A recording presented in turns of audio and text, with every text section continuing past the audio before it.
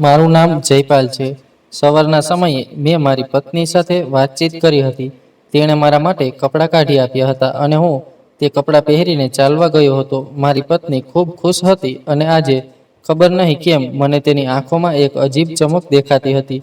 તેણે મારો હાથ પકડીને કહ્યું હતું કે જલ્દી પાછો આવજે, આજે હું તારી સાથે નાસ્તો કરવા માંગુ છું।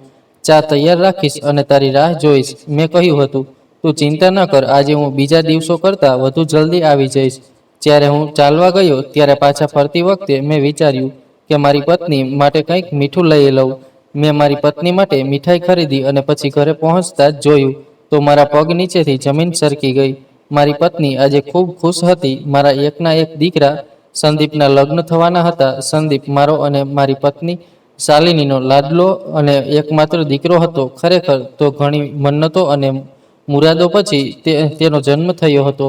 અમારા લગ્નને 7 વર્ષ થઈ ગયા હતા, પરંતુ અમને હજુ સુધી કોઈ સંતાન નહોતું। મારા પરિવારમાં મારા 4 ભાઈઓ હતા। ચારેય ભાઈઓ લગ્ન પછી પોતપોતાના પરિવારો સાથે અલગ અલગ રહેવા લાગ્યા હતા અને તેમના અલગ ઘરો પણ હતા। હું સૌથી નાનો હતો, તેથી મારા હિસ્સામાં મારા માતા પિતા આવ્યા હતા। મારા પિતાનું અવસાન લગ્નના 1 વર્ષ પછી જ થઈ ગયું હતું, પરંતુ મારી માં એ આશાએ જીવતી હતી કે તે કોઈ પણ રીતે પોતાના સૌથી નાના દીકરાની સંતાનને પોતાની આંખોથી જોઈ શકે। પરંતુ લગ્નના 7 વર્ષ થવા છતાં પણ મારી પત્નીની ખોડો ભરાયો ન હતો। મારી માં હંમેશા મારી પત્નીને તાકતી હતી કે તે હજુ સુધી મારા દીકરાને પિતા નથી બનાવ્યો। મેં ક્યારેય મારી માની સામે મારી પત્નીને ખરાબ નહોતું કહ્યું, ન તો મારી પત્નીની સામે માને ખરાબ કહ્યું હતું। હું બંનેને તેમની જગ્યાએ સમજાવતો હતો। મારી માં ખૂબ સારી સ્ત્રી હતી। તે મારી પત્નીને નિરાશ નહોતી કરવા માંગતી, પરંતુ ક્યારેક ઘરની વેરાની જોઈને તે ઉદાસ થઈ જતી હતી અને વિચારતી હતી કે જો ઘરમાં કોઈ બાળક હોત તો કેટલી રોનક હોત। મારી પત્ની, જેના હાથમાં કંઈ નહોતું, જો તે ઈચ્છત તો ક્યારની ગર્ભવતી થઈ ગઈ હોત, પરંતુ ઉપરવાળાને અમને હજુ વધુ રાહ જોવડાવવાની હતી। શાલિની મારી એક સારી જીવનસાથી સાબિત થઈ હતી। મારી માના 1000 ટોણા સાંભળવા છતાં તેણે હંમેશા મારી માનું ધ્યાન રાખ્યું હતું, એક સારી વહુનું ફરજ નિભાવ્યું હતું અને એક સારી પત્ની બનીને હંમેશા મારો સાથ આપ્યો હતો। સમય પસાર થતો ગયો। અમે દરેક ડૉક્ટર પાસે ગયા, દરેક વૈદ્ય પાસે ગયા અને તો દરેક મોટા મંદિરોમાં દર્શન કરવા પણ ગયા હતા, જેથી કોઈક પ્રાર્થનાથી અમે માતા પિતા બની જઈએ। પછી એક સમય આવ્યો જ્યારે ઉપરવાળાએ અમને આ ખુશખબર આપી અને અમારા જીવનમાં રંગ ભરી દીધા। જ્યારે શાલિનીએ અમને આ સમાચાર આપ્યા ત્યારે અમારી ખુશીઓનો પાર નહોતો। તે દિવસે મેં આખા ગામમાં મીઠાઈ વહેંચી હતી। મારા બધા મિત્રોને ખુશીથી કહ્યું હતું કે હવે મારા ઘરે પણ એક નાનકડો મહેમાન આવવાનો છે। મારી માં ખૂબ ખુશ થઈ હતી। તેમણે 9 મહિના સુધી મારી પત્નીનું ખૂબ ધ્યાન રાખ્યું હતું। ઘરમાં બાળકના આગમનની ખૂબ ખુશીઓ મનાવવામાં આવી હતી।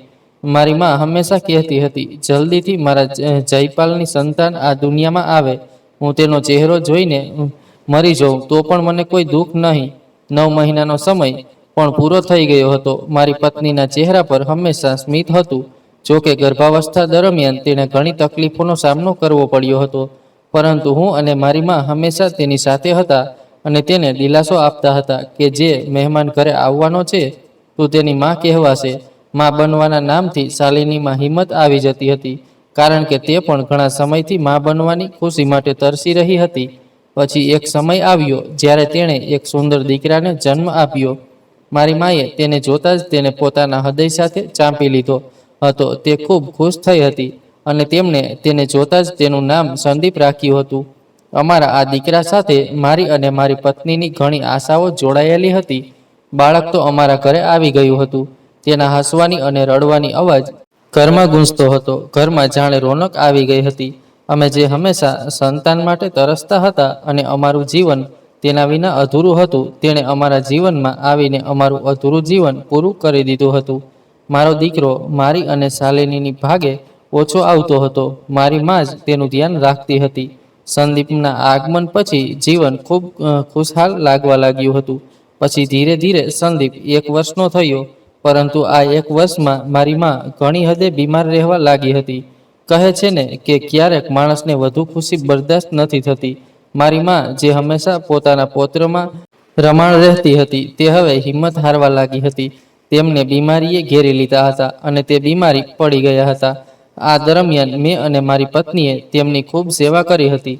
મારા બાકીના ભાઈઓ અને તેમના પરિવારો પણ અમારા ઘરે આવતા હતા.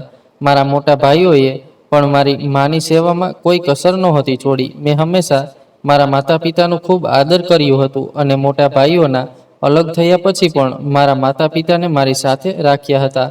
તેથી મરતા પહેલા મારા પિતાજીએ પોતાની બધી સંપત્તિ મારા નામે કરી દીધી હતી. મોટા ભાઈઓને તેમને જીવતે જીવ તેમના ઘરોની વ્યવસ્થા કરી આપી હતી, પરંતુ મને તે ઘર આપ્યું હતું જેમાં હું રહેતો હતો, અને આ ઘર મારા બાકીના બધા ભાઈઓના ઘરોમાં સૌથી મોટું ઘર હતું. અમારી 3 દુકાનો પણ હતી, જે પણ પિતાજીએ મારા નામે કરી દીધી હતી. મરતા પહેલા મારી માએ પોતાના ઘરેણાં પણ મારી પત્નીને સોંપી દીધા હતા. અમારા બધા ભાઈઓમાં ખૂબ એકતા હતી. ભલે અમે અલગ અલગ ઘરોમાં રહેતા હોઈએ, પરંતુ એકબીજાના દિલમાં પ્રેમ અપાર હતો. માના મૃત્યુ પછી આ પ્રેમ થોડો ઓછો થઈ ગયો હતો, કારણ કે જ્યાં સુધી મારા માતા પિતા જીવતા હતા ત્યાં સુધી મારા ભાઈઓ ક્યારેય અમારા ઘરે આવી જતા હતા, પરંતુ માના મૃત્યુ પછી તેમણે ક્યારેય અમને પાછું વળીને જોયું નહોતું. બસ ક્યારેક કોઈ ફંક્શનમાં મુલાકાત થઈ જતી હતી અથવા કોઈની બીમારીમાં એકબીજાને જોવા જતા હતા. બાકી બધા પોતપોતાની ગૃહસ્થીમાં વ્યસ્ત થઈ ગયા હતા. ધીરે ધીરે સંદીપ મોટો થવા લાગ્યો, અને જ્યારે તે 3 વર્ષનો થયો ત્યારે મારી પત્નીને ફરીથી ખુશખબર મળી. આ વખતે મારી પત્નીએ દીકરીને જન્મ આપ્યો, જેનું નામ મેં ઇન્દુ રાખ્યું. હવે અમારો પરિવાર પૂર્ણ થઈ ગયો હતો. અમે અમારા બાળકોમાં વ્યસ્ત થઈ ગયા હતા. હું અને શાલિની અમારા બંને બાળકોને બરાબર પ્રેમ કરતા હતા. અમે તેમની ઉછેરમાં કોઈ કસર નહોતી છોડી અને તેમની દરેક ઈચ્છા પૂરી કરી. દીકરો 4 વર્ષની ઉંમરથી ભણવા જવા લાગ્યો હતો અને દીકરી હજુ નાની હતી. જીવનમાં ખુશીઓ જ ખુશીઓ હતી. મારો વ્યવસાય પણ સારો ચાલી રહ્યો હતો. મારા જીવનમાં કોઈ કમી નહોતી. સમયની સાથે બાળકો મોટા અને સમજદાર થતા ગયા. હું અને મારી પત્ની દરેક રીતે કોશિશ કરતા હતા કે તેમને સારી શીખ અને સારા સંસ્કાર આપીએ.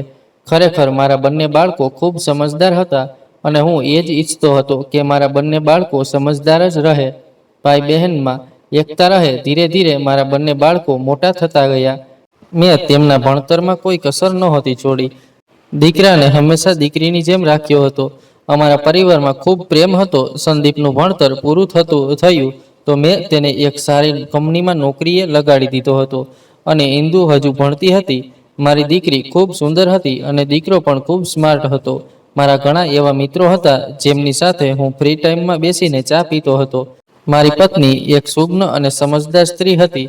તે ફક્ત પોતાના ઘર અને પરિવારની જ ચિંતા કરતી હતી. બાકી આજુબાજુના લોકો સાથે તેને કોઈ લેવા દેવા નહોતી. શેરી ઘણી સ્ત્રીઓ તેની પાસે આવતી હતી, એ આજુબાજુની વાતો કરતી હતી, પરંતુ મારી પત્ની તેમાં ક્યારેય સામેલ નહોતી થઈ. જોકે આવનારી દરેક સ્ત્રીને આદરથી બેસાડતી હતી, ચા નાસ્તો કરાવતી હતી અને તેમને વિદાય કરતી હતી. સાંજે જ્યારે હું ઘરે આવતો ત્યારે અમે ચારેય એકસાથે બેસીને પહેલા ચા પીતા હતા અને પછી ખૂબ વાતો કરતા હતા. મને મારો આ હસતો ખેલતો પરિવાર ખૂબ ગમતો હતો. એક દિવસ મારા એક મિત્ર ચંપકલાલે કહ્યું, જયપાલ, તારો દીકરો જવાન થઈ ગયો છે. આશા છે કે આ તારા ઘડપણમાં તારો સહારો બનશે. મેં કહ્યું, હા, દીકરા તો પિતાનો સહારો જ બને છે, અને દીકરીઓ વિદાય થઈને એક દિવસ પોતાના સાસરે ચાલી જાય છે. મને મારા દીકરા પાસેથી ઘણી આશાઓ છે. એમ તો મેં મારા દીકરાને મારા વ્યવસાયમાં સામેલ નથી કર્યો. ક્યાં મારો ભણેલો લખેલો દીકરો અને હું તેને મારો લાકડાનો વ્યવસાય સોંપું? હું તો ઈચ્છું છું કે મારો દીકરો એક દિવસ પોતાનો મોટો બિઝનેસ ઊભો કરે. ત્યારે ચાની ચુસ્કીઓ લેતા મારા એક મિત્ર જોશીજીએ કહ્યું, અરે જયપાલ, એવું ના બોલ, તારા દીકરા પાસેથી આશાઓ ના રાખ. હું આશ્ચર્યથી બોલ્યો, કેમ? માણસ જો પોતાની સંતાન પાસેથી આશાઓ ના રાખે તો પછી કોની પાસેથી રાખે? જોશીએ કહ્યું, આવનારી પેઢી એવી નથી. આવનારી પેઢી પોતાના માતા પિતાને બિલકુલ સમજતી નથી. તું જાણે છે કે મારા પડોશના ઘરમાં શું થયું છે? મેં અને ચંપકલાલે આશ્ચર્યથી કહ્યું, શું થયું છે તારા પડોશના ઘરમાં? જોશીએ કહ્યું, મારા બાજુના ઘરમાં જે અગ્રવાલજી રહે છે, તેમને 3 દીકરા હતા. ખબર છે, તેમને પોતાના 3 દીકરાઓ પાસેથી ઘણી આશાઓ હતી. તેમને પોતાનો આખો વ્યવસાય અને બધું જ પોતાના દીકરાઓના નામે કરી દીધું હતું, અને હંમેશા તે જ કર્યું જે તેમના દીકરાઓએ કહ્યું. હવે જો તો 3 દીકરા મળીને પોતાના માતા પિતા સાથે ઘરમાં નોકરો જેવો વ્યવહાર કરે છે. માતા પિતાએ તેમને ઉછેરીને મોટા કર્યા, તેમને પોતાના પગ પર ઊભા કર્યા, પોતાનું બધું તેમને આપી દીધું, પરંતુ તેમને લાગે છે કે તેમના માતા પિતાએ તેમના માટે કંઈ જ નથી કર્યું. દરરોજ તેમના ઘરેથી ઝઘડાનો અવાજ આવે છે. ત્રણેય દીકરા માતા પિતા સાથે બદતમીજી કરે છે, ઈચ્છે છે કે માતા પિતા ઘરમાંથી નીકળી જાય. મને તો તેમના ઘરની હાલત જોઈને ખૂબ અફસોસ થાય છે ભાઈ. મેં તો નક્કી કરી લીધું છે કે હું મારા દીકરાઓને ત્યાં સુધી મારી સંપત્તિનો વારસ નહીં બનાવું, જ્યાં સુધી મારા છેલ્લા શ્વાસ ના ચાલે. જ્યાં સુધી જીવું છું બધું મારી મુઠ્ઠીમાં રાખીશ. મારા દીકરાઓને કંઈ જ નહીં આપું. હા, મરતા પહેલા ચૂપચાપ વસિયત કરી દઈશ. જો મારા ઘડપણ સુધી મારો દીકરો મારો સહારો બની રહે તો બધું તેને આપી દઈશ, નહીં તો બધું કોઈ ટ્રસ્ટમાં વહેંચી દઈશ. આટલું કહીને જોશી ચૂપ થઈ ગયો. મેં કહ્યું, યાર, આવું તો તું તારી સંતાન સાથે ના કરીશ. અરે, બાળકો પાસેથી નાદાની થઈ જાય છે. હવે તું શું અને હું શું? અમે લોકોએ અમારા બાળકોનો ઉછેર ખૂબ સારી રીતે કર્યો છે. અમે અમારા બાળકોને ખૂબ સારા સંસ્કાર આપ્યા છે. અમારા બાળકો ક્યારેય એવું કંઈ નહીં કરે. આજે જ્યારે તેઓ પોતાના માતા પિતાનું સન્માન કરે છે તો આગળ પણ કરશે. જોશી કહેવા લાગ્યો, ના ના ભાઈ, એવી કોઈ વાત નથી. આ આશા પર ના રહે. માણસને બદલવામાં સમય નથી લાગતો. એ જરૂરી નથી કે અમે અમારા માતા પિતાની સેવા કરી લીધી તો અમારા બાળકો પણ બદલામાં અમારી સેવા જ કરશે. અરે, તે લોકો ખૂબ ભાગ્યશાળી હોય છે જેમના બાળકો તેમની સેવા કરે છે, જેમના બાળકો તેમનો સહારો બને છે. ખબર નહીં કેમ જોશીની બધી વાતો મને કડવી લાગી રહી હતી. એક પણ વાત મને ગમી નહોતી. એક રીતે તે બિલકુલ સાચું કહી રહ્યો હતો, પરંતુ મને મારા દીકરા પર પૂરો ભરોસો હતો. આજે પણ જ્યારે હું ઘરમાં પ્રવેશું છું ત્યારે મારી દીકરી મારા આશીર્વાદ લે છે. તે મને ગળે લગાવે છે, મારા વિના ખાવાનું ખાતી નથી. અને મારો દીકરો સવારે ઓફિસ મોડો જાય છે, સૌથી પહેલાં તે મારા રૂમમાં આવીને મારા આશીર્વાદ લે છે. અને ઓફિસથી પાછો આવ્યા પછી જ્યાં સુધી હું તેમની સાથે ડાઇનિંગ ટેબલ પર નથી બેસતો ત્યાં સુધી તેઓ ખાવાનું શરૂ નથી કરતા. મારો દીકરો સંદીપ કંપનીમાં સારી નોકરી કરે છે, સારા પૈસા કમાય છે. તે પોતાનો આખો પગાર મારા હાથમાં આવીને આપે છે. પોતાને માટે કંઈ જ રાખતો નથી. હું તેને ઘણું કહું છું કે તું જવાન છે, તારા પણ પોતાના ખર્ચા છે, પરંતુ તે કહે છે, પપ્પા, ઘરનો ખર્ચ તો તમે જ ઉપાડો છો. ઘરના ખર્ચાથી મોટો ખર્ચ ભલા શું હોઈ શકે? અને તો એ હવે મારા દીકરાને ઘણા સમયથી પોતાની બહેનના લગ્નની ચિંતા પણ થઈ રહી છે. તો વારંવાર એ જ કહે છે, પપ્પા, આપણી ઇન્દુ 25 વર્ષની થઈ ગઈ છે. મને લાગે છે કે હવે આપણે તેના લગ્ન કરી દેવા જોઈએ. હું તેને કહું છું, બેટા, 25 વર્ષની ઉંમર વધુ નથી હોતી. આટલી જલ્દી લગ્ન કરવાની શું ઉતાવળ છે? હજુ તો આપણી ઇન્દુ ભણે છે. માં દીકરો એક બાજુ થઈ જાય છે અને શાલિની પણ એ જ કહે છે કે દીકરીઓના લગ્ન જેટલા જલ્દી થઈ જાય તેટલું સારું.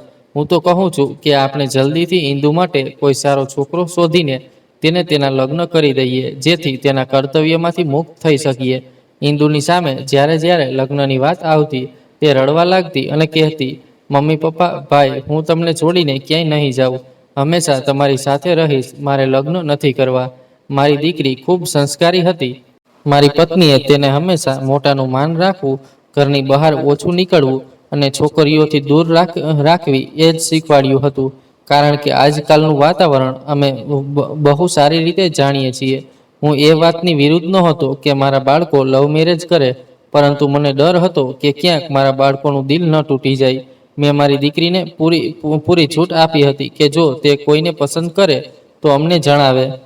જો તેને કોઈ છોકરો પસંદ હોય તો અને તેના લાયક હોય તો હું તેના લગ્ન ચોક્કસ તેની સાથે કરાવીશ. પરંતુ મારી દીકરી બિલકુલ એવી નહોતી. તેને જે શીખવાડવામાં આવ્યું હતું તેણે હંમેશા એ જ કર્યું હતું. તેણે કહ્યું હતું, પપ્પા, તમારી દીકરીએ ક્યારેય તમારો ભરોસો નથી તોડ્યો. મને કોઈ પસંદ નથી. ઘણા સમયથી હું ઇન્દુ માટે છોકરો શોધી રહ્યો હતો અને મારી પત્નીએ પણ પોતાના કેટલાક જાણીતા સગાઓને તેના લગ્ન માટે કહ્યું હતું. એક દિવસ મારા મોટા ભાઈ ઇન્દુ માટે એક રિશ્તો લઈને આવ્યા. તેમણે મને આ બાબતે જણાવ્યું કે છોકરો ખૂબ સારો છે, સંસ્કારી છે, ભણેલો ગણેલો છે અને તો એ અમેરિકામાં નોકરી કરે છે. આપણી ઇન્દુને પણ અમેરિકા લઈ જશે. હું તો કહું છું કે ઇન્દુના લગ્ન અહીં કરી દો. આપણી ઇન્દુ ત્યાં રાજ કરશે, રાજ. મારા ભાઈ આટલી બધી આશાઓ સાથે મારી દીકરીનો સંબંધ લઈને આવ્યા હતા. હું જાણતો હતો કે તેઓ તેના માટે સારો જ સંબંધ લાવ્યા હશે, પરંતુ હું અને શાલિનીએ આ સંબંધ ના કરી દીધો હતો કારણ કે છોકરો અમેરિકામાં નોકરી કરતો હતો અને લગ્ન પછી તે આપણી દીકરીને પણ ત્યાં લઈ જશે. આ વાત મને ગમી નહોતી. મને લાગતું હતું કે મારી એક જ દીકરી છે અને જાનથી વધુ પ્યારી દીકરી છે. તેના લગ્ન મારે આસપાસ જ કરાવવા જોઈએ, જેથી દીકરીના હાલચાલ ખબર રહે. દીકરી વારંવાર અમારા ઘરે આવતી રહે. દૂર લગ્ન થશે તો ખબર નહીં તેની સાથે મળવું ઝૂલવું થઈ શકશે કે નહીં. આ બધું વિચારીને હું હિચકીચ મારા ભાઈને કહ્યું, ભાઈ, માફ કરજો, સંબંધ તો ખૂબ સારો છે, પરંતુ હું મારી દીકરીના લગ્ન આસપાસ જ ક્યાંક કરાવવા માંગુ છું. આટલે દૂર નહીં, અમેરિકા બહુ દૂર થઈ જશે. ભાઈએ કહ્યું, જયપાલ, હું મારી ભત્રીજી માટે કંઈક વિચારી સમજીને સંબંધ લાવ્યો છું. બાકી તમારી પાસે સમય છે. તમે લોકો છોકરાને મળી લો. છોકરો આ દિવસોમાં આવેલો છે. છોકરાનો પરિવાર પણ આવેલો છે. તે પછી જ કોઈ નિર્ણય લેજો. છોકરાનો ફોટો ઘરે જ રાખેલો હતો. રાત્રે જ્યારે સંદીપ ઓફિસથી ઘરે આવ્યો ત્યારે મેં તેને આખી વાત કહી. મને પણ આશા હતી કે સંદીપ પણ અમારી જેમ જ વિચારશે. તે પણ આ સંબંધથી ના કરી દેશે. પરંતુ મારો દીકરો આ છોકરાને ઓળખતો હતો. તેણે કહ્યું, પપ્પા, આ તો બહુ શ્રીમંત લોકો છે. અમેરિકામાં આ છોકરો જે કંપનીમાં કામ કરે છે તે કંપની આપણી કંપનીને શેર આપે છે. મને તો લાગે છે કે તમારે આ સંબંધ સ્વીકારી લેવો જોઈએ. મેં કહ્યું, પરંતુ બેટા, આપણી ઈંદુ આપણાથી બહુ દૂર ચાલી જશે.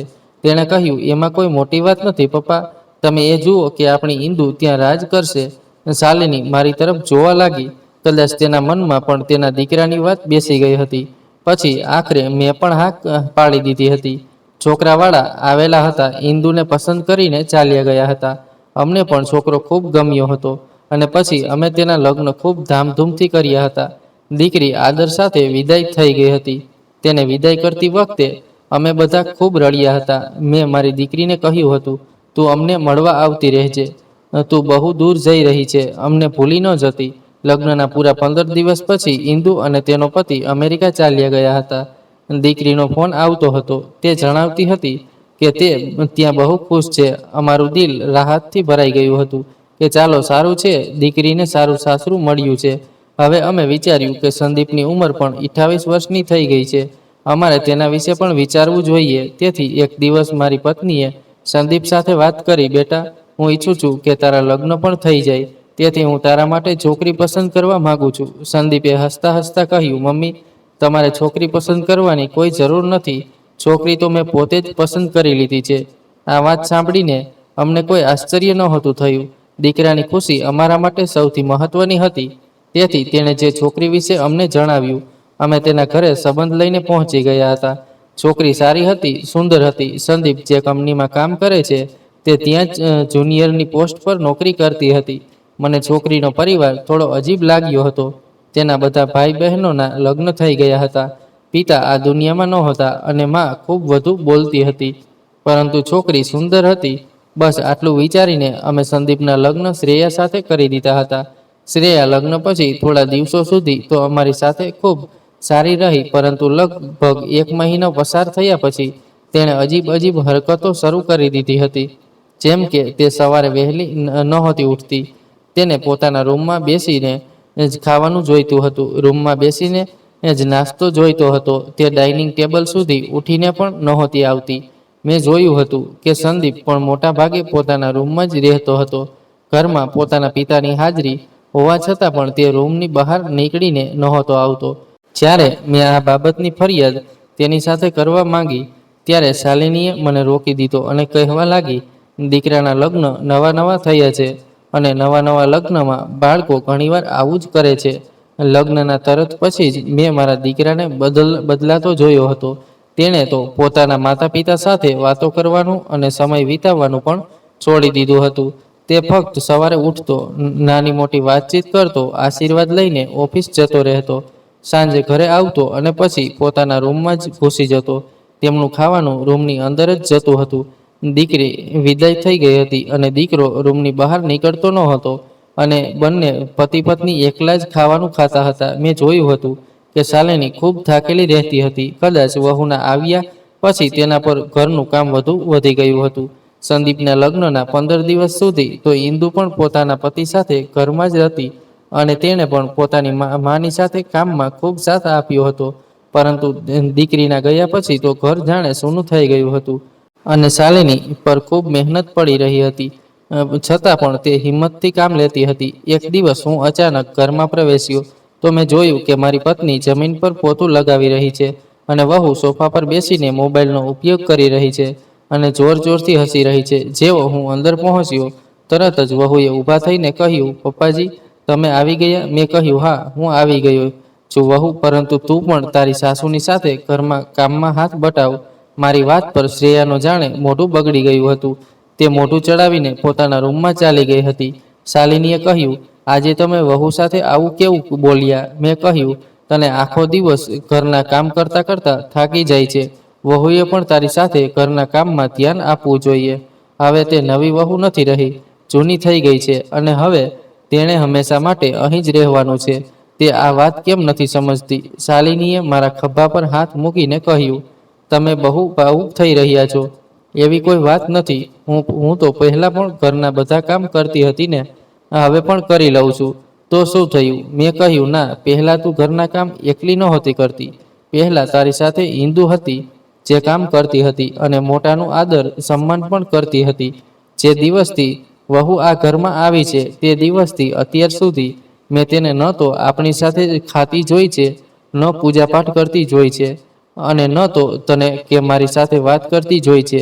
બસ દર ત્રીજા બીજા દિવસે તેની માં મોઢું ઊંચું કરીને અહીં આવે છે અને સીધી પોતાની દીકરીના રૂમમાં ચાલી જાય છે. ખબર નહીં માં દીકરી બંધ રૂમમાં શું ખીચડી રાંધે છે. આપણે તો હજુ સુધી આપણી દીકરીના સાસરે નથી ગયા. દીકરીના સાસરે તો બહુ વિચારી સમજીને જવું જોઈએ. મારી પત્નીએ મારા ખભાને હળવેથી દબાવ્યો અને કહેવા લાગી, બસ બસ તમારા ગુસ્સા પર કાબુ રાખો. જેવું તમે વિચારો છો એવું કંઈ નથી. આજકાલની વહુઓ પોતાની મરજીથી જીવન જીવવા માંગે છે. આપણને શું લેવા દેવા? બાળકો છે, સુધરી જશે. આ વાત તો જેમ તેમ ખતમ થઈ ગઈ હતી, પરંતુ રાત્રે સંદીપનું રૂપ જોવાલાયક હતું. જો કે મેં વહુ સાથે એવું કંઈ બોલ્યું નહોતું કે જેનો તેણે બતંગડ બનાવીને સંદીપને કહ્યું હતું. સંદીપ ઓફિસથી આવ્યા પછી રૂમમાં ઘૂસી ગયો હતો અને પછી જ્યારે તે રૂમની બહાર નીકળ્યો ત્યારે તેના ચહેરા પર ગુસ્સો સ્પષ્ટ દેખાતો હતો.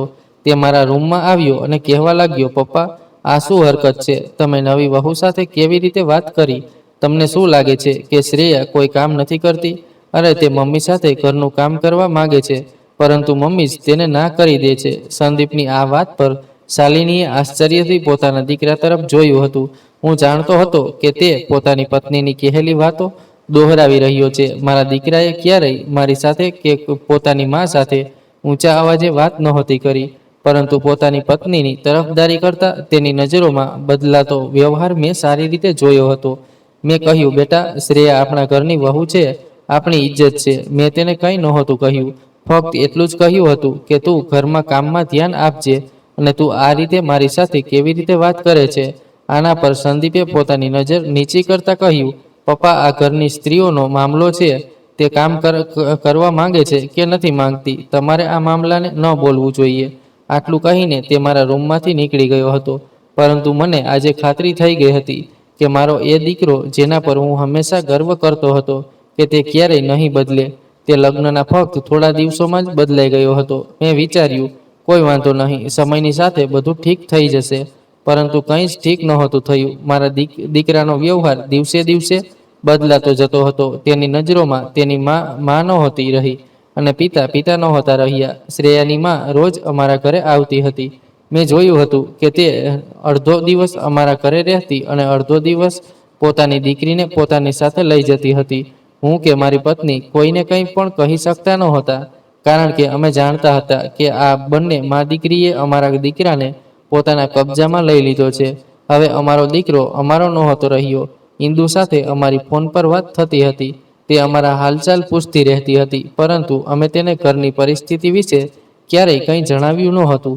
જો કે તે પણ નોંધવા લાગી હતી કે જ્યારથી તેના ભાઈના લગ્ન થયા છે ત્યારથી તેનો ભાઈ તેના હાલચાલ પણ પૂછતો નથી, તેને ફોન કરતો નથી, ન તો તેને ઘરે આવવા કહે છે. આ વાત શાલિનીએ સાંભળી લીધી હતી અને કહ્યું હતું, બેટી તારો ભાઈ પોતાની ગૃહસ્થીમાં ફસાઈ ગયો છે. તારે તારા ભાઈના કહેવાની રાહ જોવાની કોઈ જરૂર નથી. હજુ તારા માતા પિતા જીવે છે. તું જ્યારે ઈચ્છે ત્યારે આવી જ શકે છે. ઘરનું વાતાવરણ બદલાઈ રહ્યું હતું. જે ઘરમાં હંમેશા બાળકો હસતા રમતા રહેતા હતા તે તે જ બાળકો હવે પોતાના જીવનમાં વ્યસ્ત થઈ ગયા હતા. અમે બંને પતિ પત્ની ફક્ત એકબીજાના સાથી અને એકબીજાનો સહારો હતા. મારી પીઠ પાછળ ઘરના ઘણું બધું થતું હતું. કદાચ શાલિનીની શ્રેયા સાથે ઘણી વખત ઝઘડા પણ થઈ ગયા હતા, પરંતુ તે મને ક્યારેય એ નહોતી જણાવતી કે ઝઘડો કોઈ વાતે થયો હતો. શું થયું હતું? કંઈ જ નહીં. હા, પરંતુ એ ચોક્કસ અનુભવતો હતો કે જે દિવસથી ઘરમાં વહુ આવી છે ત્યારથી મારી પત્નીની તબિયત દિવસે દિવસે બગડતી જતી હતી. ઘરનું બધું કામ તેને કરવું પડતું હતું. ઉપરથી વહુના ઘણા નખરા હતા. વહુને પોતાની સાસુના હાથનું બનાવેલું ખાવાનું ગમતું નહોતું. ક્યારેક મારી પત્નીને અલગ અલગ પ્રકારનું ખાવાનું બનાવવું પડતું હતું. બધાના કપડાં ધોવા પડતા હતા. આખા ઘરની સફાઈ કરવી પડતી હતી. અને જ્યારે શ્રેયાની માં આવતી ત્યારે શ્રેયા વારંવાર પોતાની સાસુને ચા નાસ્તો લાવવા કહેતી. ઘરમાં આટલું બધું થતું હતું. મારી પત્નીને નોકરાણી બનાવી રાખવામાં આવી હતી, પરંતુ મને આ બધું ખબર નહોતું. પણ હવે શાલિનીની ઉંમર થઈ ગઈ હતી. ઉંમર તો મારી પણ થઈ ગઈ હતી. હાડકામાં એટલી તાકાત નહોતી રહી કે હું કોઈ કામકાજ કરી શકું. છતાં પણ હું દુકાને જતો હતો. લોકો કહેતા હતા, ભાઈ સાહેબ, હવે દુકાને આવવા જવાનું બંધ કરી દો. હવે તો દીકરો આટલો કાબેલ થઈ ગયો છે કે તમે ઘરે બેસીને આરામ કરો અને દીકરો તમને કમાઈને ખવડાવશે. મને મારા દીકરા પાસેથી આવી જ કેટલીક આશાઓ હતી, પરંતુ તેને લગ્ન પછી ક્યારેય પોતાના પિતા કે મા સાથે બે પળ બેસીને વાત જ નહોતી કરી. ઘરમાં જે કંઈ થઈ રહ્યું હતું તે હું અને મારી પત્ની ચૂપચાપ નજરઅંદાજ કરતા હતા અને વિચારતા હતા કે કદાચ આજકાલની પેઢી પોતાના વૃદ્ધ માતા પિતા સાથે આવું જ કરે છે. છતાં પણ મને લાગતું હતું કે હજુ મારા હાથમાં એટલી તાકાત છે કે હું મારું અને મારી પત્નીનું ધ્યાન પોતે રાખી શકું. દીકરો તો પોતાની પત્ની સાથે વ્યસ્ત છે. પત્નીને શોપિંગ કરાવવું, પત્ની સાથે ફંક્શનમાં જવું, આ બધું તેના માટે સામાન્ય વાત થઈ ગઈ હતી. અમારી સાથે તો તે બહુ સામાન્ય વાત કરતો હતો અને એટલી ઉતાવળમાં રહેતો હતો કે જાણે તેની ટ્રેન છૂટી જશે. ઘણો સમય આ રીતે જ પસાર થઈ ગયો હતો. હવે મારી તબિયત પણ કંઈક ઠીક નહોતી રહેતી અને આ જ તબિયતના કારણે મારો વ્યવસાય પણ ડૂબતો જતો હતો. અને પછી એ દિવસ પણ આવ્યો જ્યારે મારી દુકાન સંપૂર્ણ ખાલી થઈ ગઈ હતી. શાલિનીએ કહ્યું, હવે તમારી ઉંમર થઈ ગઈ છે, તમારે દુકાને ન જવું જોઈએ. આપણો દીકરો છે ને, ઘરનો બધો ખર્ચ ઉપાડવા માટે, અને પછી ભગવાને આપેલું આપણી પાસે બધું છે. મેં પણ એ જ વિચાર્યું અને દુકાન ભાડે આપી દીધી. પછી હું સંપૂર્ણ રીતે ઘરે બેસી ગયો હતો. મારી પત્નીની આવી હાલત મારાથી જોવાતી નહોતી. તેથી મેં તેની સુવિધા માટે ઘરમાં એક નોકરાણી રાખી લીધી, જે ઘરનું બધું કામ કરતી હતી. મારી ઘરમાં હાજરીથી એટલો ફરક તો પડ્યો હતો કે વહુએ ક્યારેક મારી સામે શાલિની સાથે કોઈ પણ પ્રકારની વાત નહોતી કરી. કદાચ તે મારી ગેરહાજરીનો ફાયદો ઉઠાવતી હતી અને પોતાની સાસુ પર હુકમ ચલાવતી હતી. તેની માનું આવું જવું અમારા ઘરે હજુ પણ બંધ નહોતું થયું. શ્રેયાના ભાઈ અને ભાભી તેને ખાસ મોઢું નહોતા આપતા, પરંતુ માં હંમેશા અમારા ઘરે આવીને દીકરીના રૂમમાં બંધ થઈને તેની સાથે ગપ્પા મારતી રહેતી હતી. મને શ્રેયાની માં થોડી અજીબ સ્ત્રી લાગતી હતી. એવું લાગતું હતું કે જ્યારથી તે અમારા ઘરે આવે છે ત્યારથી અમારા ઘરમાં કોઈને કોઈ કિંમતી વસ્તુ ગાયબ થઈ રહી છે. એક દિવસ મારી પત્નીએ મને જણાવ્યું હતું કે તેણે લોટ ગૂંથતી વખતે પોતાની સોનાની વીંટી ઉતારીને કિચનમાં મૂકી હતી અને ત્યારે જ શ્રેયાની માં તેની સાથે વાતો કરવા આવી હતી અને પછી તે જ વાતથી શાલિનીની વીંટી નથી મળી. તેણે જણાવ્યું હતું કે શાલિનીની કપડામાંથી તેની કેટલીક કિંમતી સાડીઓ પણ ગાયબ થઈ રહી છે. લગભગ બધી વસ્તુઓ મારી પત્નીની જ ગાયબ થઈ રહી હતી. તેથી મેં વિચાર્યું કે મારે ઘરમાં કેમેરા લગાવી દેવા જોઈએ. એક દિવસ હું બજારમાં જઈને કેમેરા ખરીદી લાવ્યો હતો. મેં કેમેરા કિચનમાં અને બહારના હોલમાં લગાવવાનો નિર્ણય કરી લીધો હતો, પરંતુ શાલિની વારંવાર ના કરતી હતી કે આવું ન કરો. ક્યાંક એવું ન થાય કે આ વાતની વહુ અને દીકરીને ખબર પડી જાય તો બંને મળીને ખૂબ હંગામો કરશે. તેમને કેવું લાગશે? મેં કહ્યું, જેને જેવું લાગે તેવું લાગે. જો ઘરમાં કોઈ ચોરી કરી રહ્યું હોય તો તેને હાથે ઝડપી લેવું બહુ જરૂરી છે. મેં જાણી જોઈને શાલિનીના લાખ મનાઈ છતાં ઘરમાં કેમેરા ફિટ કરાવી લીધા હતા. આ વિશે સંદીપ, શ્રેયા અને બીજા કોઈને ખબર નહોતી પડી. કેટલાક દિવસ આ રીતે જ પસાર થઈ ગયા અને પછી એ દિવસ આવ્યો જ્યારે હું રોજની જેમ સવારે વહેલો ચાલવા જઈ રહ્યો હતો. મેં શાલિનીને ઉઠાડી, શાલિની ઉઠ, હું ચાલવા જઈ રહ્યો છું. 6 વાગી રહ્યા છે. મારી એક જ અવાજે શાલિની ઉઠી ગઈ હતી. હું પહેલેથી જ સવારે ટહેલવા જતો હતો અને શાલિનીને ઉઠાડી દેતો હતો, પરંતુ વધુ થાકી જવાના કારણે શાલિની મારા જવા પછી જ ઉઠતી હતી. પરંતુ એ દિવસ એટલો અજીબ હતો કે તે એક જ અવાજે ઉઠી ગઈ હતી અને કહેવા લાગી, આજે જલ્દી ઘરે આવી જજો, હું નાસ્તો બનાવીને તૈયાર રાખીશ, આપણે બંને સાથે બેસીને કરીશું. મેં કહ્યું, હા બસ જલ્દી આવી જઈશ, તું ઉઠ. એ દિવસે ખબર નહીં કેમ મને મારી પત્નીનો ચહેરો ખૂબ સારો લાગી રહ્યો હતો. તેના ચહેરા તરફ હસતો હસતો પાછળ ફરીને હું ઘરની બહાર નીકળી ગયો હતો. મને રસ્તામાં યાદ આવ્યું કે ગઈ રાતે શાલિનીએ કહ્યું હતું કે મારા માટે જલેબી લઈ આવજે. હું યાદ રાખીશ કે ઘરે પાછા ફરતી વખતે મીઠાઈની દુકાનેથી દૂધ જલેબી લઈ લઉં. ત્યાં સુધી દુકાન પણ ખુલી જશે. જ્યારે હું પાર્કમાં ચાલવા ગયો ત્યાં મારા જૂના મિત્રો પણ હતા, જેઓ ઘણીવાર મારી સાથે ચા પીતા હતા, મારી સાથે ટહેલવા જતા હતા. તેઓ પણ હવે મારી સાથે સાથે વૃદ્ધ થઈ ગયા હતા.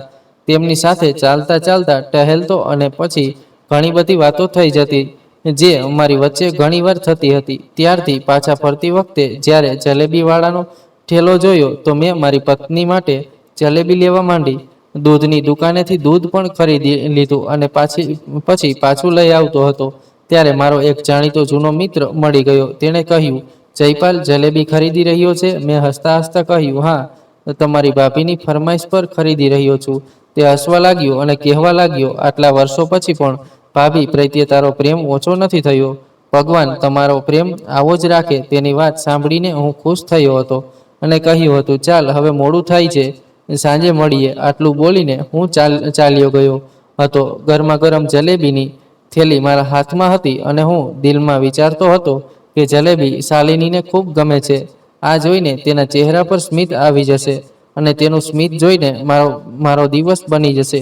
મેં ધીમે ધીમે દરવાજો ખોલ્યો અને ઘરમાં પ્રવેશ્યો.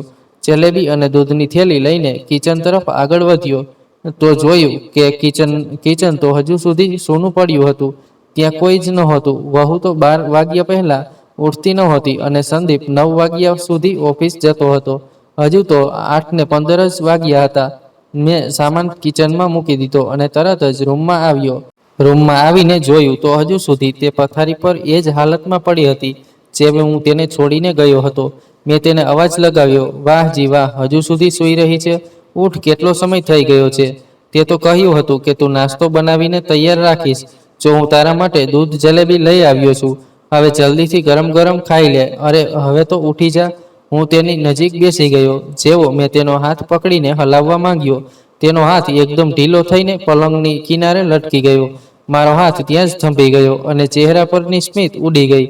એક પળ માટે મને લાગ્યું કે કદાચ શાલિની મારી સાથે મજાક કરી રહી છે અથવા તે ગાઢ નિંદ્રામાં છે. મેં તેને અવાજ લગાવ્યો, શાલિની ઉઠ. શાલિની. જેવો મેં શાલિનીનો ચહેરો મારી તરફ કર્યો, તેના ચહેરા પર કોઈ ભાવ નહોતો. ન તો ગરમી હતી, ન હરકત હતી, ન સ્મિત હતું. તેનું શરીર, આખું શરીર ઠંડુ પડી ગયું હતું. મેં ચીસ પાડીને કહ્યું, શાલિની, આ મજાક ન કર. જો હું તારા માટે દૂધ જલેબી લઈ આવ્યો છું, જલ્દી ઉઠ. મારી આંખોમાં આંસુ વહેવા લાગ્યા. પરંતુ શાલિની તો મને છોડીને બહુ દૂર જતી રહી હતી. મેં ફરીથી શાલિનીને હલાવવાનો પ્રયાસ કર્યો, તેને ઉઠાડવાનો પ્રયાસ કર્યો, પરંતુ તે ન ઉઠી. હજુ થોડી વાર પહેલા સુધી તો તે બિલકુલ ઠીક હતી, મારી સાથે વાત પણ કરી રહી હતી, અને હવે અચાનક એવું શું થઈ ગયું હતું? હું જોર જોરથી ચીસો પાડીને રડવા લાગ્યો, ના શાલિની ના, તું મને છોડીને ન જઈ શકે. મેં જલ્દીથી મારી આંખોના આંસુ સાફ કર્યા અને તરત દોડીને સંદીપના રૂમ તરફ ગયો. તેના રૂમનો દરવાજો જોરથી ખખડાવ્યો. સંદીપ, બેટા સંદીપ, ઉઠ. તારી મમ્મી વાત નથી કરતી. જો તેને શું થયું છે? હું ઘણીવાર સુધી તેના રૂમનો દરવાજો ખડખડાવતો રહ્યો. ઘણા સમય પછી જ્યારે તેણે દરવાજો ખોલ્યો તો તે આંખો ઘસતો બોલ્યો, પપ્પા શું થયું? કોઈ વાતનો હોબાળો મચાવ્યો છે? તમને ખબર છે કે આખી રાત મને ઊંઘ નથી આવી. હમણાં સૂતો છું અને તમે હોબાળો મચાવવા લાગ્યા. મેં કહ્યું, બેટા આવીને જો તો ખરો તારી મમ્મીને શું થયું છે. સંદીપ મારી સાથે રૂમ સુધી ચાલતો આવ્યો. તેની પાછળ પાછળ તેની પત્ની પણ આવી ગઈ હતી. જ્યારે તેણે પોતાની માનું શરીર સ્પર્શીને જોયું તો બોલ્યો, પપ્પા, મમ્મી તો આ દુનિયા છોડીને ચાલી ગયા છે. આ સાંભળીને મારા પગ નીચેથી જમીન સરકી ગઈ. મારો અવાજ વહુ ધ્રુજી રહ્યો હતો. ત્યારે બહુ બોલી ઉઠી, અરે ઊભા રહીને શું જોઈ રહ્યા છો? સંબંધીઓને ખબર કરો, આપણી પાસે ટાઈમ નથી દાહ સંસ્કાર કરવાનો. નહાવા ધોવાનો અને એક બાજુ બેસીને રડવાનો. તેણે સંદીપ તરફ જોઈને કહ્યું, સંદીપ, તને ખબર છે ને, આજે મારી દોસ્ત સ્નેહાના લગ્ન છે, તો જલ્દીથી આ બધું નિપટાવ. હું એક તે બંનેને જોતો રહ્યો. દીકરો પણ પોતાની પત્નીનો સાથ આપી રહ્યો હતો. થોડી જ વારમાં પડોશની કેટલીક સ્ત્રીઓએ આવી ગઈ હતી. એકે પૂછ્યું, શું થયું ભાઈ સાહેબ? શાલિની ભાભીને મેં ધીમેથી કહ્યું, બસ સવારે સૂઈ રહી ઉઠી જ નહીં. કોઈએ ધીમે ધીમે તેના ચહેરા પર સફેદ ચાદર નાખી દીધી અને હું બસ એક બાજુ બેસીને આંસુ વહાવતો રહ્યો. આખરે મારી હમસફર મને છોડીને ચાલી ગઈ હતી. ત્યારે સંદીપ બહારથી આવતા લોકોને જોઈને બોલ્યો, અરે જલ્દી ઉઠાવો ને, એમ્બ્યુલન્સ વાળો રાહ જોઈ રહ્યો છે, મોડું થઈ રહ્યું છે. જ્યારે મેં આ વાત સાંભળી તો દીકરાને ધીમે ધીમે કહ્યું, બેટા, તારી માને થોડીવાર અને રહેવા દે. ત્યારે વહુ ચીડાઈને બોલી, હવે શું કરવું છે? રોકાઈ રોકાઈને જલ્દી જલ્દી મમ્મીજીનો દાહ સંસ્કાર કરો. કેટલું નાટક કરશો પપ્પા? આટલું બોલીને વહુ બહાર જઈને સ્ત્રીઓની વચ્ચે બેસી ગઈ અને રડવાનું નાટક કરવા લાગી. શેરીની બધી સ્ત્રીઓ કહી રહી હતી કે શાલિની બહેન ખૂબ સારી સ્ત્રી હતી અને હું માથું નમાવીને એક બાજુ બેસી રહ્યો. મારી પત્નીનો દાહ સંસ્કાર થઈ ગયો હતો અને તેને મર્યાને 7 દિવસ વીતી ગયા હતા. ઘરની શાંતિ જે દિવાલો સાથે અથડાઈને એકબીજામાં ગૂંજતી હતી, હવે તેને સાંભળનાર કોઈ નહોતું. દીકરો અને વહુ હજુ પણ એવા જ હતા, રૂમમાં બંધ રહેતા અથવા ઘરની બહાર આમ તેમ ફરતા રહેતા. આજે પણ હું રોજની જેમ સવારે ઉઠ્યો હતો, પરંતુ આ વખતે મારા હાથમાં ટુવાલ આપનારી મારી પત્ની નહોતી. બસ તેનો ફોટો હતો. મેં મારા દીકરાને શાલિનીના મૃત્યુ વિશે ઘણી વખત કહ્યું હતું કે તે ઇન્દુને આ વાત જણાવે, પરંતુ તેણે સાફ ઇનકાર કરી દીધો હતો. તેનું અને તેની પત્નીનું કહેવું હતું કે જો ઇન્દુ અહીં આવી ગઈ તો તેને અહીં થોડા દિવસ રહેવું પડશે અને પછી તેની ખાતરદારીમાં અમારે અમારું જરૂરી કામ છોડવું પડશે. તેથી તેને ખબર આપવાની કોઈ જરૂર નથી. વળી તે આટલે દૂરથી અહીં આવીને શું કરશે? એ દિવસે હું ખૂબ રડ્યો હતો કે મારી દીકરીને અંતિમ સમયે પોતાની માનો ચહેરો જોવાનું પણ નસીબ ન થયું. મને એવું લાગતું હતું કે જાણે ઘરમાં આમ તેમ શાલિની ફરી રહી છે, પરંતુ ત્યાં કોઈ નહોતું. સવારે મારી નજર દિવાલ પર લટકતી ઘડિયાળ પર ગઈ, જેમાં 8:30 વાગી ગયા હતા. આજ તો સમય હતો જ્યારે મારી પત્ની આપણા બધા માટે નાસ્તો બનાવતી હતી. ઘરની દરેક દિવાલમાં, દરેક ખૂણામાં તેની ડઝનબંધ યાદો બસી ગઈ હતી. હું હજુ મારા રૂમમાં બેસીને મારી પત્નીને યાદ કરી રહ્યો હતો, જ્યારે અચાનક મારું ધ્યાન ગયું કે એ દિવસે, જે દિવસે શાલિનીનું મૃત્યુ થયું, તે બિલકુલ ઠીક હતી. તેણે મારી સાથે વાત કરી હતી. તેના ચહેરા પર મૃત્યુની નહીં, પરંતુ જીવવાની ચમક હતી. તો પછી મારા જવા પછી તેની સાથે એવું શું થયું કે તે સૂઈ જ રહી? તે તો ઉઠીને બેઠી હતી અને કહ્યું હતું, હું હમણાં ઉઠી જઈશ, તમે જલ્દી આવી જજો. તો પછી તે સૂઈ કેમ રહી? શું હું સાચું વિચારું છું કે મારી પછી મારો કોઈ વહેમ છે? આટલું વિચારીને મેં હળવેથી માથું નમાવ્યું. કદાચ મારી સાથે આ બધું એટલે થઈ રહ્યું છે કે હું ઘણા દિવસથી સૂતો નથી.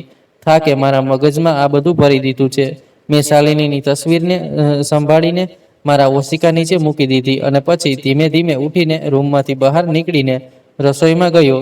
ચૂલા પર પાણી મૂક્યું અને શાલિનીની જેમ 2 કપ ચા ચડાવવા લાગ્યો. એક મારા માટે અને બીજી મારી આદત મુજબ મારી પત્ની માટે.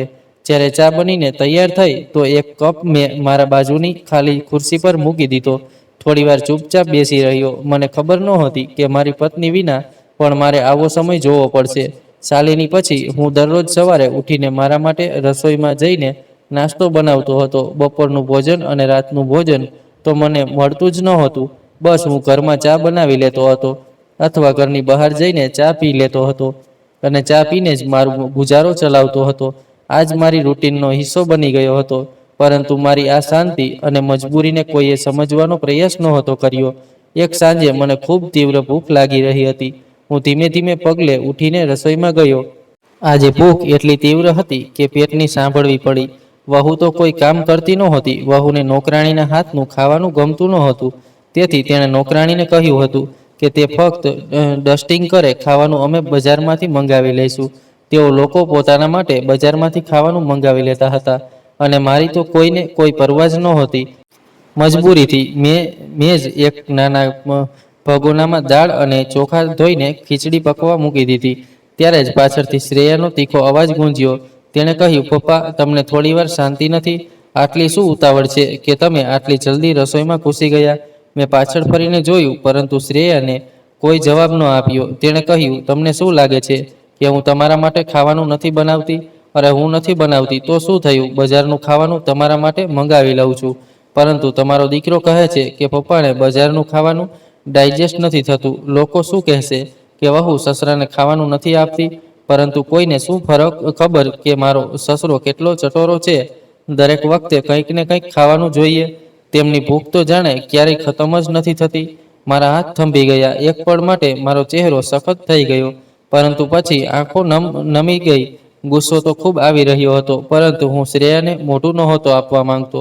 મને ખબર હતી કે શ્રેયા એવી છોકરી છે જે નાની વાતે આખા ઘરનું વાતાવરણ બગાડી દે છે. સાચું એ હતું કે મેં ઘણા દિવસથી બરાબર ખાવાનું ખાધું નહોતું. જ્યારથી મારી પત્નીનું મૃત્યુ થયું, ત્યારથી મારી ભૂખ જાણે ખતમ થઈ ગઈ હતી. હું ચૂપચાપ ખીચડી બનાવવા લાગ્યો. પાછળથી સંદીપનો અવાજ આવ્યો. શું થયું શ્રેયા? કેમ ચીસો પાડે છે? શ્રેયા તરત પાછળ ફરીને શબ્દોમાં બોલવા લાગી. જો તારી આંખોથી તારા બાપને રસોઈમાં ઘૂસીને પોતાના માટે ખીચડી બનાવે છે. આખું રસોડું ગંદુ કરી દીધું. દાળ વેરાઈ પડી છે અને તપેલું બાળી દીધું. નોકરાણી તો સવારે સફાઈ કરીને ચાલી ગઈ. હવે આ કોણ સાફ કરશે? હું તેની વાતો પર ધ્યાન નહોતો આપતો અને ચૂપચાપ ખીચડી પ્લેટમાં કાઢી રહ્યો હતો.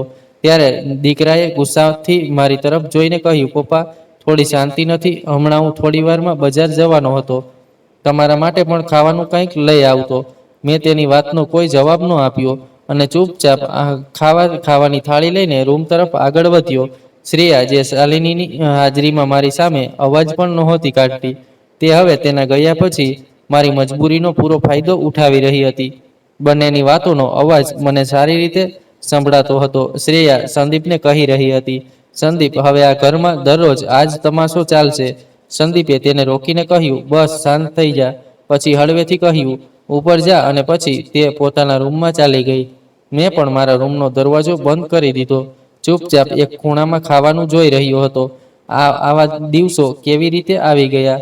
મને એ સમય યાદ આવ્યો જ્યારે મારા મિત્ર જોશીએ કહ્યું હતું કે જરૂરી નથી કે આવનારી પેઢીનું દરેક બાળક પોતાના માતા પિતાની સેવા કરે. એ સમયે મને મારા દીકરા પર ખૂબ વિશ્વાસ હતો અને જોશીની વાતો ખોટી લાગતી હતી, પરંતુ મારે એ સમયે તેની વાતો સમજી લેવી જોઈએ હતી. હવે સાચે જ લાગે છે કે દરેક સંતાન માતા પિતાનો સહારો નથી બનતી. એક રાત હું છત પર બેસીને આકાશમાં ચમકતા તારાઓને જોઈ રહ્યો હતો અને અનુભવી રહ્યો હતો કે જાણે મારી પત્ની મારી બાજુમાં બેસી છે. કારણ કે ઘણીવાર જ્યારે રાતે હું છત પર આવતો તો તેણે પણ મારી પાછળ પાછળ ચાનો કપ લઈને આવી જતી અને મારી બાજુની ખુરશી પર બેસી જતી. અમે બંને વાતો કરતા અને આકાશને જોતા રહેતા, પરંતુ આજે મારી સાથે વાત કરનાર કોઈ નહોતું. એ રાતે હવામાં થોડી ગરમાઈ હતી. મેં ખુરશી સાથે ટેક લગાવી દીધી અને ખબર નહીં ક્યારે મને નીંદર આવી ગઈ. અચાનક ગભરાઈને મારી આંખ ખુલી. મારું ગળું સુકાઈ રહ્યું હતું અને શ્વાસ થોડો ભારે લાગી રહ્યો હતો. મેં ચારે બાજુ જોયું, પાણીની બોટલ શોધી, પરંતુ કંઈ ન મળ્યું. પછી હું ધીમે ધીમે છતની સીડીઓથી નીચે ઉતરવા લાગ્યો જેથી કોઈ જાગે નહીં. ત્યારે અચાનક મને એક ધીમો અવાજ સંભળાયો જે સંદીપના રૂમમાંથી આવી રહ્યો હતો. હું આશ્ચર્યમાં હતો કે આટલી રાતે સંદીપ અને શ્રેયા હજુ કેમ જાગી રહ્યા છે. હું નીચે ઉતરવાનો જ હતો ત્યારે રૂમની નજીકથી આવતો ધીમો અવાજ ખૂબ સ્પષ્ટ થવા લાગ્યો. તે અવાજે મારા આખા શરીરને હચમચાવી દીધું. સંદીપ ધીમેથી કહી રહ્યો હતો કે તું નિશ્ચિત રહે શ્રેયા, હવે આપણને કોઈ કંઈ નહીં કહે. જે થવાનું હતું એ થઈ ગયું. હવે પપ્પા પણ કંઈ નહીં કરી શકે. ત્યારે શ્રેયા બોલી, હા, તારી મમ્મીને રસ્તામાંથી હટાવવામાં તો આપણે સફળ થયા. હવે બસ તારા પપ્પા પણ પાછળ હટી જાય. આ સાંભળીને મારા પગ નીચેથી જમીન સરકી ગઈ. એનો મતલબ એ હતો કે મારા દીકરા અને વહુએ મળીને, ના, આવું ન થઈ શકે. રસ્તામાંથી હટાવવાનો મતલબ એટલે કે તેમણે મારી પત્નીની જાન લીધી. મારી શાલિની, જેણે પોતાના દીકરાને જન્મ આપવા માટે કેટલી પ્રાર્થનાઓ કરી હતી, અને એ જ દીકરાએ પોતાની પત્ની સાથે મળીને રૂમની અંદરથી તેમની વાતોનો અવાજ અને હસવાનો અવાજ પણ આવી રહ્યો હતો. અને આ બધું સાંભળીને એક પિતાની આત્મા ભાંગી રહી હતી. હું કોઈક રીતે પોતાને સંભાળીને નીચે ઉતરી આવ્યો. રૂમમાં પહોંચતા જ દરવાજો બંધ કર્યો અને દિવાલ પર લટકતી શાલિનીની તસવીરને જોતો રહ્યો અને કહ્યું, કેમ ન ઓળખ્યું મેં? એ સમયે તારા પર શું વીતી હશે? કેવી રીતે તું તારી જ કોખમાંથી જન્મેલા દીકરા અને તેની પત્નીની નફરતનો શિકાર બની, અને હું બસ તારા માટે જલેબી લાવવા વ્યસ્ત રહ્યો. આટલું કહીને હું ફૂટી ફૂટીને રડવા લાગ્યો. ત્યારે મેં મારા આંસુ લૂછતા એક નિર્ણય લીધો અને મનમાં કહ્યું, શાલિની, હવે હું શાંત નહીં રહું. હવે હું એ કરીશ જે કદાચ દુનિયાના કોઈ પિતાએ ક્યારેય નહીં કર્યું હોય. આટલું કહીને હું આગળ વધ્યો, કબાટ ખોલી અને તેમાં રાખેલી એક જૂની ફાઇલ કાઢી, જેમાં કેટલાક દસ્તાવેજ હતા. ફાઇલને મેં એક જૂના કપડામાં લપેટીને થેલીમાં રાખી દીધી. પછી હું દરવાજા તરફ આગળ વધતો અચાનક થંભી ગયો. મને યાદ આવ્યું કે મેં ઘરમાં કેમેરા લગાવ્યા હતા. જો મારી પત્ની સાથે સાચે જ મારા વહુ અને દીકરાએ કંઈ ખોટું કર્યું હોય તો તે બધું કેમેરામાં રેકોર્ડ થયું હશે. કારણ કે એક કેમેરો મેં મારા રૂમમાં પણ લગાવ્યો હતો, જેને મેં મારા રૂમમાં રાખેલા એલઈડી ટીવી સાથે કનેક્ટ કરી દીધો હતો. પરંતુ ઘણા સમયથી તેનું આખરી રેકોર્ડિંગ જોયું ન હતું. મેં ચૂપચાપ ટીવી ચાલુ કર્યું અને બધું રેકોર્ડિંગ ચેક કર્યું તો જોઈને મારા પગ નીચેથી જમીન સરકી ગઈ. એ સવારે શ્રેયા અને સંદીપે મારા ઘરમાંથી નીકળી જવા પછી શાલિનીના મોઢા પર ઓશીકું મૂકી દીધું હતું, જેના કારણે તે ખૂબ તડપી રહી હતી. તે પોતાના હાથ પગ હલાવવાનો પ્રયાસ કરી રહી હતી, પરંતુ તેના જ પોતાના દીકરાએ તેના પગ અને હાથને મજબૂતીથી પકડી રાખ્યા હતા અને વહુએ ઓશીકું તેના મોઢા પર દબાવ્યું હતું, જેથી તેનો દમ ઘૂંટાઈને મૃત્યુ થઈ જાય. અને એવું જ થયું હતું. આ બધું જોઈને મારી આંખોમાંથી વહેતા આંસુ રોકાતા નહોતા. મારા માટે આ વહુ અને દીકરા સામે એક નક્કર પુરાવો હતો જે તેમને બેનકાબ કરી શકે છે.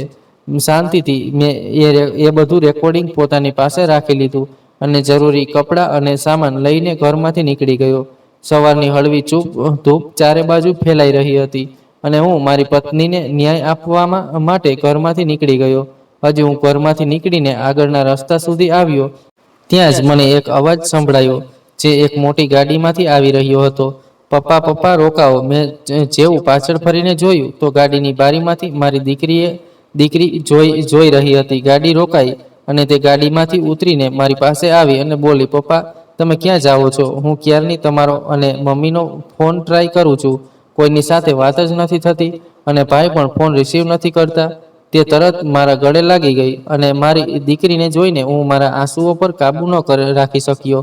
હું ફૂટીને રડવા લાગ્યો તો તે ગભરાઈ ગઈ અને બોલી, શું થયું પપ્પા?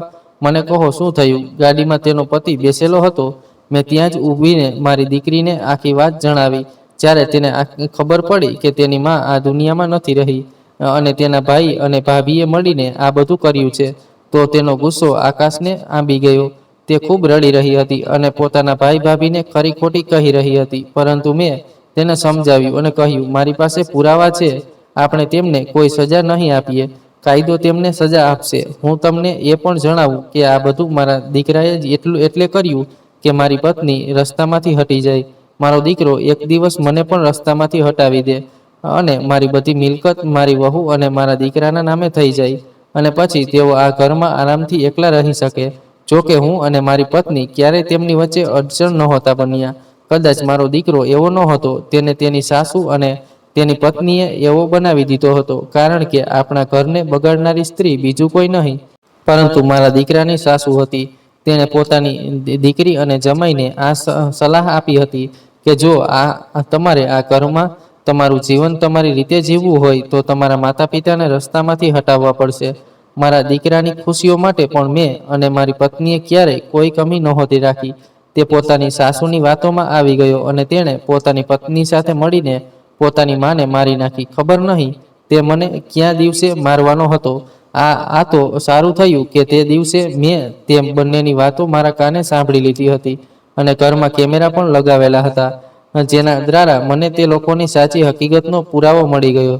મારી દીકરીએ કહ્યું, પપ્પા, હું ભાઈ અને ભાભીને નહીં છોડું, જેમણે મારી મમ્મીને મારાથી દૂર કરી દીધી. મેં કહ્યું, દીકરી, મેં તો તને બોલાવવાની ઘણી કોશિશ કરી હતી, પણ તારા ભાઈ અને ભાભીએ ના પાડી દીધી કે તું અહીં આવીને શું કરીશ. ઇન્દુએ કહ્યું, પપ્પા, ઘણા દિવસોથી મારું દિલ બેચેન હતું. હું તમને મળવા માંગતી હતી. આ તો સારું થયું કે આજે યોગ્ય સમયે તમે મને મળી ગયા, નહીં તો તેઓ મારી સાથે તમારા વિશે પણ જૂઠું બોલી દેત. મારી દીકરી અને મારો જમાઈ મને લઈને વકીલ પાસે ગયા હતા, કારણ કે મારી પાસે એ દસ્તાવેજો હતા જે મારી પ્રોપર્ટીના કાગળો અને મારી દુકાનોના કાગળો હતા. મારો દીકરો આ બધું પોતાના નામે કરાવવા માંગતો હતો. તે પહેલા કે તે કોઈ મોટું પગલું ભરે, મેં તેમની ચાલને તરત સમજી લીધી હતી અને ઘરના બધા દસ્તાવેજો લઈને તેમની સામે પોલીસ સ્ટેશનમાં ફરિયાદ નોંધાવવા જઈ રહ્યો હતો. પરંતુ તે પહેલા મારી દીકરી મને વકીલ પાસે લઈ ગઈ અને ત્યાં જઈને મેં મારી અડધી સંપત્તિ મારી દીકરીના નામે કરી દીધી અને બાકીની અડધી સંપત્તિ વૃદ્ધાશ્રમના નામે કરી દીધી, જેથી વૃદ્ધાવસ્થામાં માતા પિતાને તેમના સંતાનોના હાથે હેરાન ન કરવામાં આવે અને વૃદ્ધાશ્રમમાં તેમને દરેક પ્રકારની સુવિધા મળે. ત્યારબાદ અમે પોલીસ સ્ટેશન ગયા અને મારા દીકરા, વહુ અને તેની સાસુને પણ ધરપકડ કરવામાં આવી. તેઓ કહેવા લાગ્યા, તમારી હિંમત કેવી રીતે થઈ પોલીસને લાવવાની?